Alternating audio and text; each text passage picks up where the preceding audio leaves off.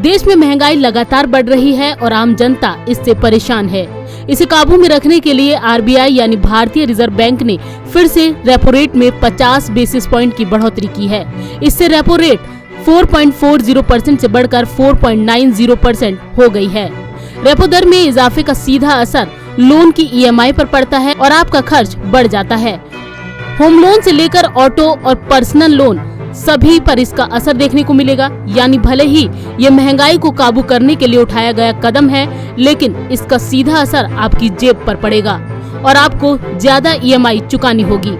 ब्याज दरों पर फैसले के लिए 6 जून से मॉनिटरी पॉलिसी कमेटी की मीटिंग चल रही थी। आरबीआई गवर्नर शक्तिकांत दास ने प्रेस कॉन्फ्रेंस में ब्याज दरों पर लिए फैसलों की जानकारी दी। साथ ही उन्होंने साफ किया कि बेकाबू महंगाई को देखते हुए समिति के सदस्य इस बात पर सहमत हुए हैं कि फिलहाल रेपो रेट बढ़ाने के अलावा कोई और चारा नहीं है।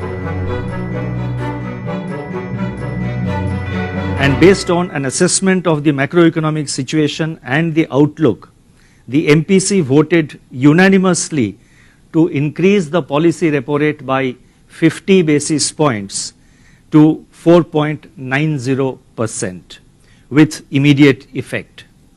Consequently, the standing deposit facility, that is the SDF rate, stands adjusted to 4.65%, and the marginal standing facility, that is the MSF rate and bank rate, to 5.15%.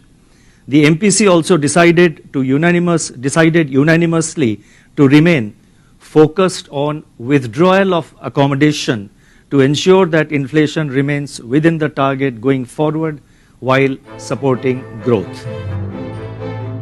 RBI ने 8 जून को मौद्रिक नीति समिति की 3 दिवसीय बैठक के बाद 5 हफ्तों में दूसरी बार रेपो रेट में बदलाव किया है। इससे पहले पिछले माह 4 मई को ही आरबीआई ने अचानक रेपो रेट में 40 बेसिस पॉइंट के इजाफे का ऐलान किया था। रेपो रेट और ईएमआई में कनेक्शन। रेपो रेट का कनेक्शन सीधे तौर पर आपके लोन से होता है। दरअसल रेपो रेट वो दर होती है जिस पर आरबीआई बैंकों को कर्ज देता है, जबकि रिवर्स रेपो रेट उस दर को कहते हैं जिस दर पर बैंकों को आरबीआई पैसा रखने के लिए ब्याज देती है। रेपो रेट के कम होने से लोन की ईएमआई घट जाती है, जबकि रेपो रेट में बढ़ोतरी से कर्ज महंगा हो जाता है। आरबीआई के रेपो रेट में 50 बेसिस पॉइंट के इजाफे के बाद लोन किस तरह से महंगा होगा, इसे एक उदाहरण के जरिए समझा जा सकता है। अगर आपने 6.7% की दर से 30 लाख का लोन लिया है और इसका टेन्योर 20 साल है, तो आपकी ईएमआई हर महीने 22,721 रुपए बनती है। वहीं इन 35 दिनों में 2 बार रेपो रेट बढ़ाए जाने के बाद अब कर्ज की दर बढ़कर 7.60% हो गई है।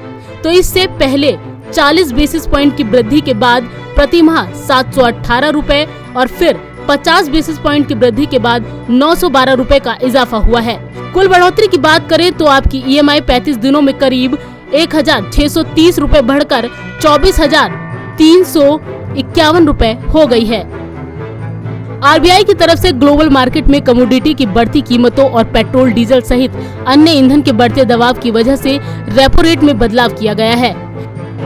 इस दौरान रूस और यूक्रेन के बीच लंबे समय से जारी युद्ध से सप्लाई चेन पर पड़े प्रभाव का जिक्र भी गवर्नर ने किया।